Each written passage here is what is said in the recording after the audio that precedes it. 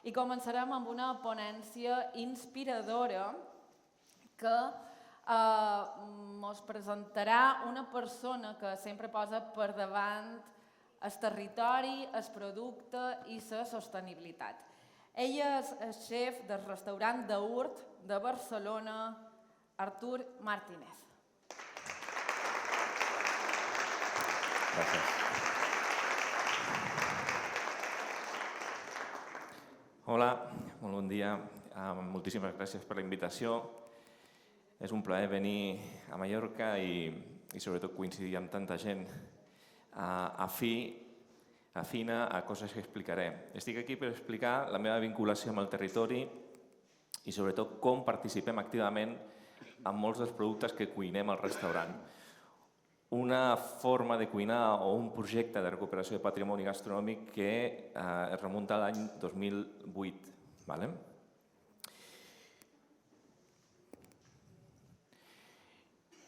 Faré una miqueta de resum de quina és la nostra forma de cuinar. Això és una frase que a mi m'agrada molt, que és l'elegància implica renúncia. Nosaltres fem una cuina essencial, una cuina que es defineix amb aquesta frase que és que preferim la senzillesa reflexionada a la complexitat forçada. Això és una frase del 2010 que encapçala el nostre dogma. Nosaltres tenim una personalitat gastronòmica molt marcada i som molt fidels a ella. Per exemple, nosaltres parlem d'exotisme de proximitat i l'exploració de proximitat.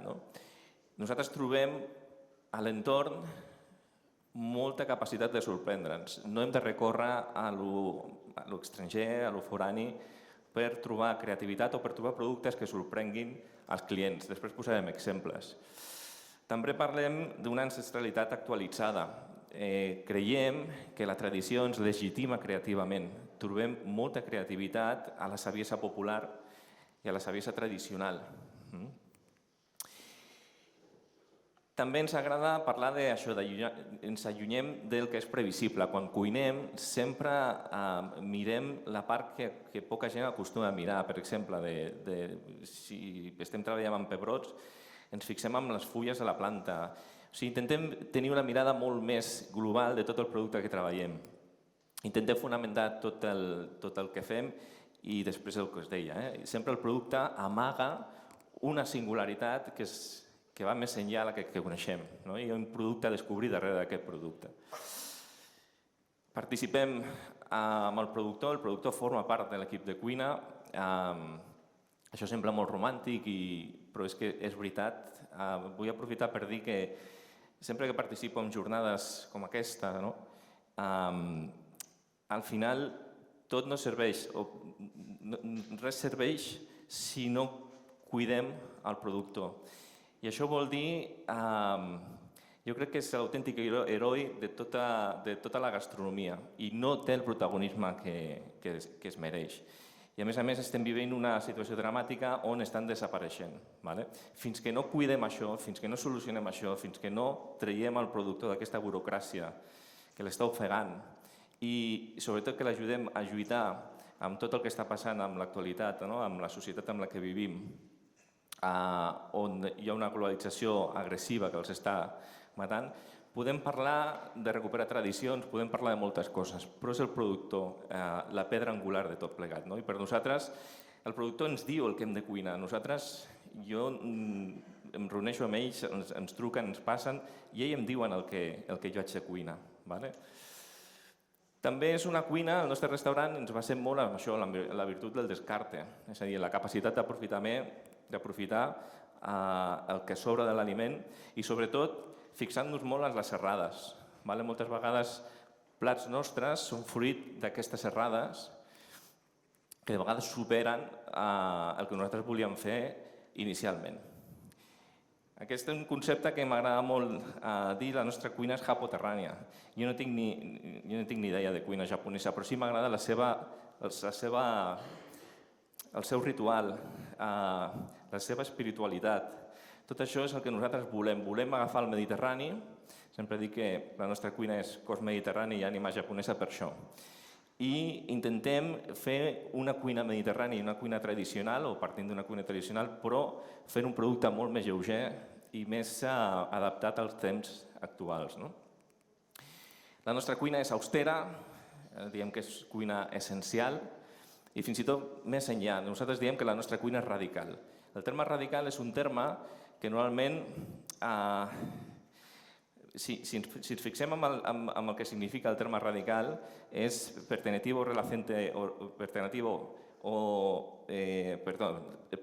relativo a raíz, fundamental o esencial. I això és el que defineix la nostra cuina. Ara ho veureu. Després, som fanàtics que el sabor, la suculència estigui per sobre del discurs. Ens trobem que moltes vegades el cuiner té un discurs, com tota la parrafada que jo us estic dient, i que sempre el plat està per sota d'aquest discurs. De res serveix que jo tingui un discurs superfonamentat si al final no hi ha suculència, no hi ha sabor i no hi ha identitat. Practiquem la temporalitat extrema. En el cas dels dolços, fem postres no dolços o poc dolços, utilitzant molts vegetals. Nosaltres considerem que l'acte de fer un menú de degustació pot ser saludable, intentem que sigui molt lleuger, estem en contra dels menús de degustació que són molt agressius, molt contundents, i entenem que al final hem de tenir una sensibilitat nutricional amb tot el que fem, i això també és important a l'hora de nosaltres plantejar la nostra gastronomia. Defensem la globalització coherent, no estem en contra de la globalització, però el que volem aquesta coherència, sempre ha existit la globalització. Però el que intentem és no portar mediocritat cap aquí, sinó si hem de portar coses, sempre portar l'excel·lència. I aquest és un problema que tenim avui en dia, que la mediocritat global competeix amb l'excel·lència local. Insisteixo, la globalització sempre ha existit i no ens oposem. Però nosaltres no utilitzem, per fer una idea, no utilitzem cap producte japonès. No utilitzem sojas, ni mirins, ni d'allò. Nosaltres, si ens fem una soja fermentat pèsol negre del Berguedà, bolets, sí que arribem a aquells registres de la cuina asiàtica que ens flipen molt, però sempre partint del producte local. I ens fem coses ancestrals semblants a la soja. I en comptes de vinagre d'arròs ens fem agràs, que és el verjú. Amb els nostres productors fem un suc de raïm verd amb aquell matís agredolç. És a dir, arribem a aquests registres que ens flipen, que ens agraden, però partint d'aquest producte nostre. I després, molt important, no es pot entendre Urt sense entendre que un dels primers ingredients de la nostra gastronomia és la interacció. Intentem fer una cuina i ser un restaurant normal, és a dir, on hi hagi una interacció natural i on intentem matar qualsevol tipus de sobreactuació. No ens agrada la sobreactuació a la restauració. Penso que és una barrera entre el professional i el comensal. I el que hem de trobar són aquells espais i aquestes dinàmiques naturals que facin que el comensal no estigui cohibit. I al final són persones al servei de persones. Bé, el restaurant a Urt és un restaurant molt petit, és un restaurant per 15 comensals, on hi ha molta interacció amb el client. Nosaltres treballem de principi a fi un menú de 20 tastets, des del primer aperitiu fins a l'últim postre t'ho fem a la teva taula. I això és molt xulo. Però avui vinc a parlar d'aquest projecte, de com l'any 2008, jo entenc, jo abans d'estar a Barcelona estava a Terrassa amb un petit restaurant i em costava molt que vingués gent. Estàvem a la perifèria i vaig entendre que si no dotava el meu restaurant i la meva cuina d'una singularitat, era molt difícil que jo pogués atraure en públic. I aquesta singularitat la vaig trobar en el territori. Vaig arribar a la conclusió de què puc fer que el meu restaurant que em diferenciï del que poden fer a altres comarques. I això està clar, és el meu entorn i és la meva història. I la reinterpretació d'aquesta història és la que ens va donar una singularitat, una personalitat gastronòmica. Començo l'any 2009 un projecte de recuperació amb la família Morral, amb aquesta finca. Això és Ullastrell, a la comarca del Vallès Occidental, frontera amb el Baix Llobregat. I a partir d'aquí comencem a desenvolupar productes, insisteixo, recuperant llavors, productes antics, i això marca una mica aquesta filosofia de la nostra cuina, fins i tot amb productors desenvolupant recipients I inicio el projecte recuperant la varietat Becaruda. La varietat Becaruda és una olivera autòctona del Vallès Occidental i el Baix Llobregat principalment, que es donava per desapareguda i que la família Morral, que tenia oliveres centenàries, les portava a la cooperativa municipal i es barrejava amb l'arbequina. Jo el primer projecte que desenvolupo és dir, escolteu, tenim una varietat meravellosa, per què no fem un monovarietal? Us ho compro tot. I així neix aquesta aventura i neix l'Oblit. El primer oli 100% Becaruda del món en el seu moment. Era un oli que no tenien altres comarques i jo iniciava el meu menú de degustació amb un producte que donava exclusivitat i em donava identitat. Després vam continuar amb l'elaboració de vins naturals. Afortunadament, avui hi ha una cultura del vi natural. Jo començo a fer vi natural. Comencem a fer vi l'any 2010, la primera collita és 2010, recuperant vinyes molt velles, de Macabeo i Xarel·lo principalment, diferents parcel·les. I l'any 2013 ja estem fent vi natural. Quan ningú el demanava, ningú l'entenia i era molt difícil trobar vins naturals polits. Comencem amb aquest projecte, amb el projecte Martialis, i són els vins que nosaltres principalment utilitzem al nostre menú de degustació. Ens fem diferents parcel·les de vins naturals. Però també vam recuperar formes antigues de fer vins dolços, com el vi bullit. Aquest va ser un altre projecte, que és una elaboració a partir del qual obtenim com una mena de pacificació, que no és pacificació, simplement és la reducció d'un most, i això era una forma de fer vi dolç a l'edat mitjana a Catalunya. I comencem a fer també aquests projectes, diferents vins rancis. Això no tan sols per fer maridatges o per posar d'allò, sinó formen part de la nostra cuina. Nosaltres cuinem amb els vins rancis que ens produïm. El tercer o un altre projecte gastronòmic va ser la recuperació de la tarragada. Un embotit, en veritat és un plat, perquè el plat més representatiu de la nostra comarca era la tarragada, i nosaltres el que vam fer va ser embotir-lo. I s'ha convertit en l'embotit més representatiu de la ciutat de Terrassa i és un ingredient també important en la nostra cuina. Altres coses que estem fent són fent diferents gàrums. En aquest cas, per exemple, us he portat el rarum, és un gàrum, un condiment ancestral que fem amb anxova, amb all, amb verjut, el verjut és la grassa, el suc del raïm verd, amb all i pebre. I el que tenim és un condiment, un potenciador de sabor molt rodó. Després al restaurant fem fermentacions de tots els sobrants. Aquestes fermentacions que ens serveixen per potenciar les nostres receptes són específiques. Però en aquest cas hem desenvolupat una cosa que es pot exemplar una salsa de soja genèrica i és la que utilitzem. Una d'elles. Com interpretem aquest paisatge? Aquests són alguns dels projectes. Estem fent més, estem fent destil·lats de mongeta del ganxet. Estem en un moment efervescent on interpretem aquesta tradició i ho portem a un altre nivell. Per exemple, amb aquest rarum, que l'utilitzem per condimentar i fortificar guisats de carn, moltes coses, doncs també fem aquesta carxofa amb rovell. Veieu, la nostra cuina principalment es basa sempre en dos pilars gustatius, sempre hi ha dos ingredients que simbolitzen aquests pilars del plat, dos ingredients principals i algun element perifèric que donen complexitat. Aquesta és la nostra fórmula. I això és una carxofa, ja et dic, fregida, el cor de la carxofa escalivada, rebossada i condimentada amb aquest rovell curat amb el rarum d'abans.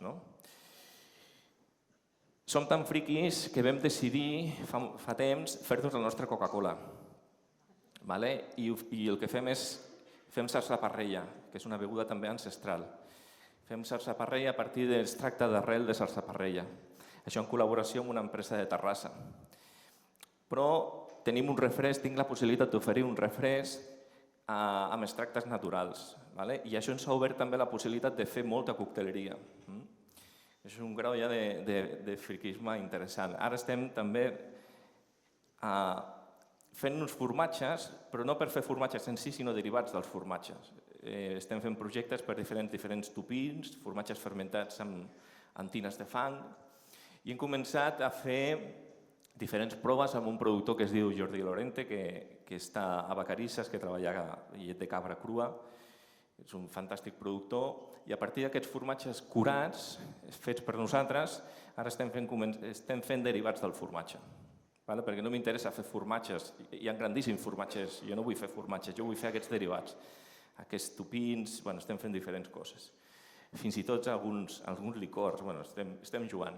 Amb aquests formatges fem elaboracions com aquesta, que això és un mochipan, que és un pa glutinós de bolets i aquests tupins que estem fent. Els tupins, no sé si sabeu, el tupí són formatges curats que fermentes amb tina, amb tines de fang, o els condimentes amb oli d'oliva i algun aiguardent. Això es va fer una pasta molt potent i el meu repte és aconseguir aquests tupins, aconseguir que perdin aquesta fortor i fer-los molt més elegants. Això és un repte. Doncs és una mossegada també de territori, de temporada, quan hi ha bolets i aquests formatges, aquests dos ingredients que us deia, amb un format molt pràctic i molt divertit. També ens fem el nostre vermut, però no és un vermut convencional, perquè a mi no m'agrada fer coses que ja estan al mercat i jo no volia fer un vermut tradicional amb la seva estructura, amb la seva fortor. Jo vaig decidir fer un vi hipocràtic. Un vi hipocràtic és, al final, la història del vermut. El vermut, tal com el coneixem ara, està molt vinculat a Turí, al nord d'Itàlia. La paraula vermut, en canvi, és alemanya. Vol dir amarg. Però, veritablement, el vermut neix o el popularitza Hipòcrates, quan utilitzava la maceració botànica amb els vins per fer medicina. Què faig jo? Jo faig una base vínica, jo faig un vi aromatitzat. Jo no hi poso ni caramel ni sucre en excés, sinó que vaig al límit perquè sigui tècnicament un vermut, 15 graus alcohòlics clavats perquè no hi hagi refermentació, però el que intento és fixar uns botànics amb un vi de la nostra parcel·la.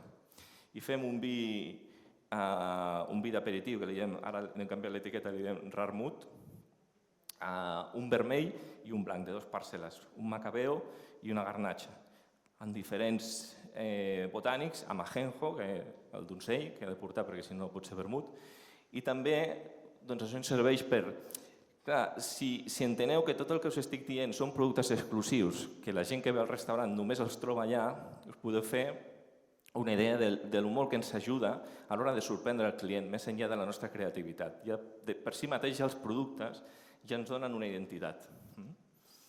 Són vermuts, veieu, més líquids, més vínics i sense filtrar, que són turbis. No ens interessa tampoc aquesta estètica neta, sinó ens interessa tota la seva autenticitat. Estem fent conserves, també intentant sortir de les conserves tradicionals i el món vegetal és meravellós. I això són unes petites cols amb un quinxi. Fem 5 minuts ja? Adéu, és que he dit que m'avisessin. Què més? Això és un altre projecte que vam recuperar una recepta d'Arnaldo Vilanova del segle XI, que és el vi de la memòria. Això fet amb un mestre de les fermentacions que es diu Roberto Ruiz. I al final és una maceració de diferents botànics, però per això us deia, moltes vegades si tires enrere nosaltres trobem vanguardia en la retaguardia. Et trobes coses que poden sorprendre, que són creatives, però que tenen molts de segles. Nosaltres mirem amb la mateixa passió cap endavant que cap al darrere. Amb aquest vi de la memòria, per exemple, fem una interpretació d'una recepta també medieval, que era un préssec amb rovell i ametlles. I aquest préssec està impregnat d'aquest vi de la memòria. I amb el vi de la memòria el que fem, amb el que us he ensenyat abans, a sobre li fem una maceració de les pells dels préssecs i tenim la beguda que acompanya aquesta recepta. És una forma de reinterpretar les tradicions. Abans ho parlàvem amb el Josep Socarrats. Això és tradicional. Estem tirant d'una recepta tradicional amb productes arrelats al territori, però alhora és creatiu. Això és una altra versió d'aquest préssec, en aquest cas amb un menjar blanc i amb una pols de les seves pells.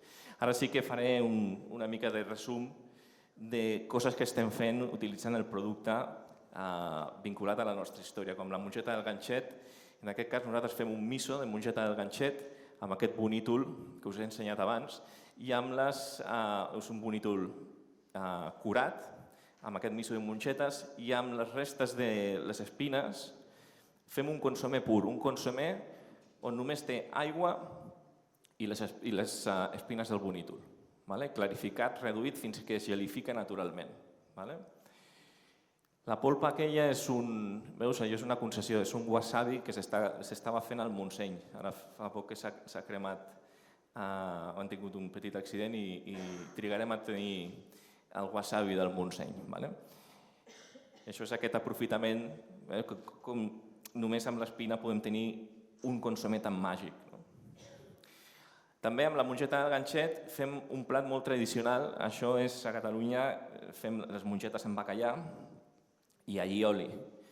Això és la nostra versió de les mongetes amb bacallà i allioli. Unes mongetes del ganxet sortint de l'olla. Això és una emulsió de bacallà, com una mena de pil-pil. I això que teniu aquí és un allioli tècnicament, però és un allioli que la llamem allimole, perquè només amb 2 ingredients som capaços de tenir registres molt complexes. Fem aquest allioli amb un all fermentat per una banda i un all fregit per l'altra i amb una piparra fumada. Això emulsionat, tenim un allioli compost com els que es fan al nord de Catalunya. Però el registre és picant, àcid i fumat. Com els mateixos ingredients que ens donen la tradició d'un bacallà amb allioli i mongetes ens donen registres totalment diferents, però són els mateixos ingredients. Això són diferents gàrums. Hem començat a liofilitzar, per exemple, aquests gàrums que fem, els liofilitzem i els tractem com a sal, que ens permet que si jo aprofito, faig un roger, un salmonete, faig un gàrum amb els seus interiors i d'allò, aquest gàrum el liofilitzo, el que em permet és utilitzar una sal per salar el peix amb el propi peix. Això és com tancar el cercle i és superinteressant, és romàntic, però és una forma que a nosaltres ens està funcionant molt bé i és molt xulo. Això em salto perquè no tinc temps. Això és un curri tailandès fet amb les verdures de la nostra horta, on canviem la llet de coco per horxata salada, on anem canviant les herbes i tot això i aconseguim aquells registres del curri que tant ens flipen, però amb el producte local. I a més, abans us he dit el que el producte esconde. Per exemple, utilitzem les llavors fresques del coriandre que ens donen una altra dimensió del que és el coriandre. Té una mossegada molt diferent. Per exemple, això és...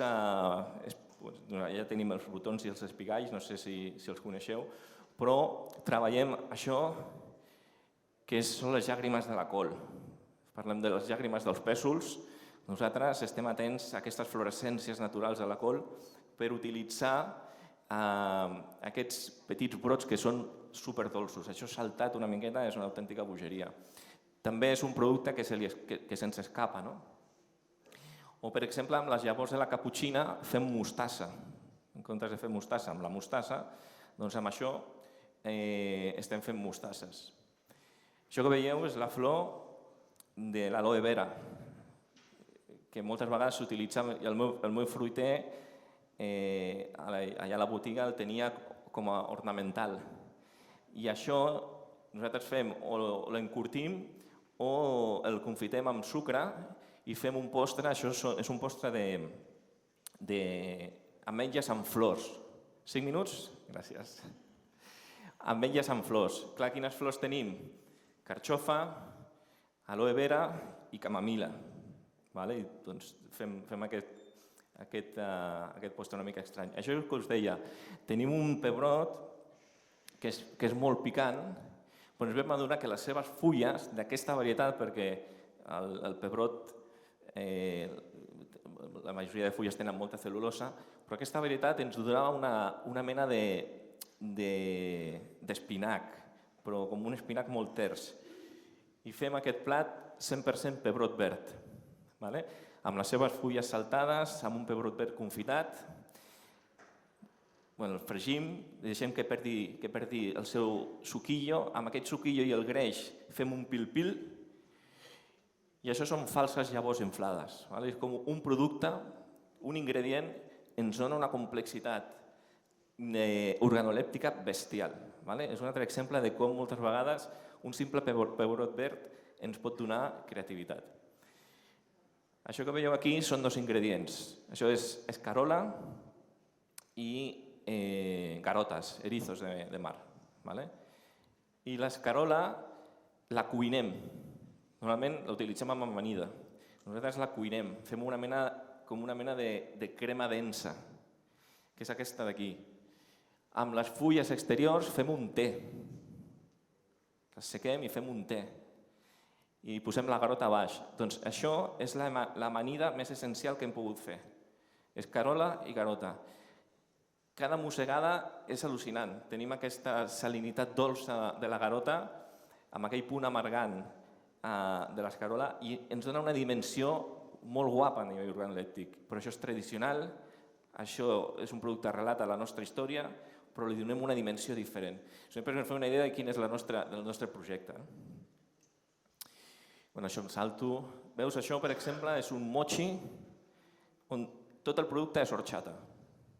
Si agafem, nosaltres hidratem, ja quasi estic, És que tinc molt, és que he portat una presentació d'una hora i després m'he enterat que era mitja hora, perdoneu. Si tu agafes la xufa, la hidrates, fas la teva horchata i comences a reduir aquell líquid, quan el refreda queda una làmina de mochi natural. Truquelem allò, el farcim d'un gelat d'horchata i ratllem una miqueta de llimona. Tenim un mochi 100% d'horchata. Més coses. Això, per exemple, és una sèpia integral.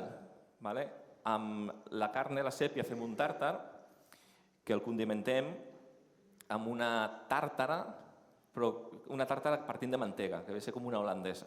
És igual.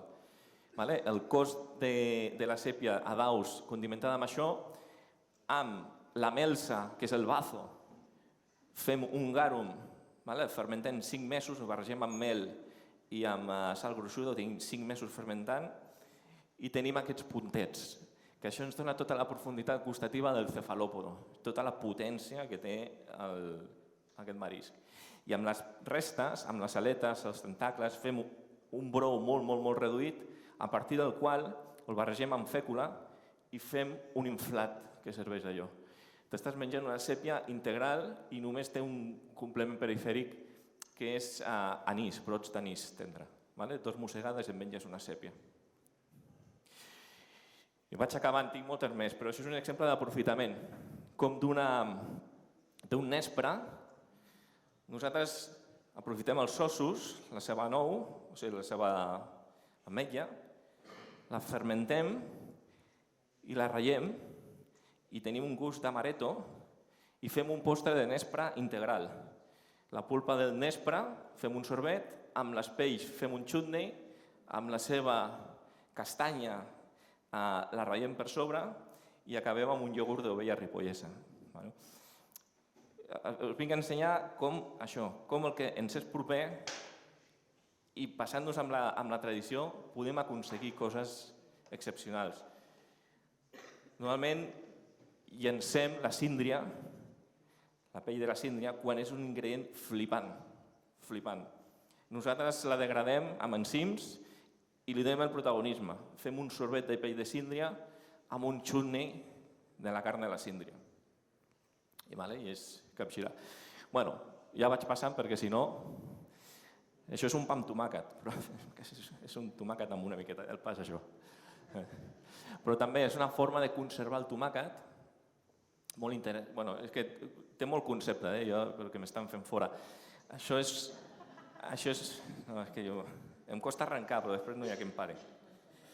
Això és una pilota d'escudella. Fem l'escudella, nosaltres volem dignificar aquella pilota tan humil i la tractem, la vam tractar com si fos una carn i fem una pilota d'escudella a la pimienta verda, però dignifiquem la pilota. Això és la pell d'un porc negre, d'un projecte molt xulo que estan fent al Solsonès, Martí i Martina, de recuperació del porc negre gascó. Nosaltres cuinem la pell amb trompetes de la mort, i fem un suc de trompetes de la mort i a baix hi ha com una crema de formatge també molt... És una forma també d'aprofitament. Com veieu, això és una llet merengada. Bé, això és una foto molt xula, que amb aquesta acabo, que és una foto que representa que el producte sempre per davant. D'acord? Doncs res més, avui us puc dir que Aurt està tancat perquè ens traslladem. Vaig decidir tancar el restaurant i donar-me un any sabàtic, no sabàtic, sinó que estem fent tot el projecte, perquè ens estem replantejant moltes coses de la gastronomia, del que és un restaurant, del que és la seva operativa. Vivim amb una inèrcia com a restaurant i ens estem replantejant tot, des del cafè, des de l'ordre dels plats, des de moltes coses, perquè amb fonamentació, amb crítica i autocrítica, jo crec que podrem fer i farem el restaurant dels nostres somnis. Només dir-vos que teniu un paradís, i amb aquesta illa hi ha moltes coses que estan per ser descobertes, redescobertes o difundides. Doncs ja, us deixo ja. Al cafè.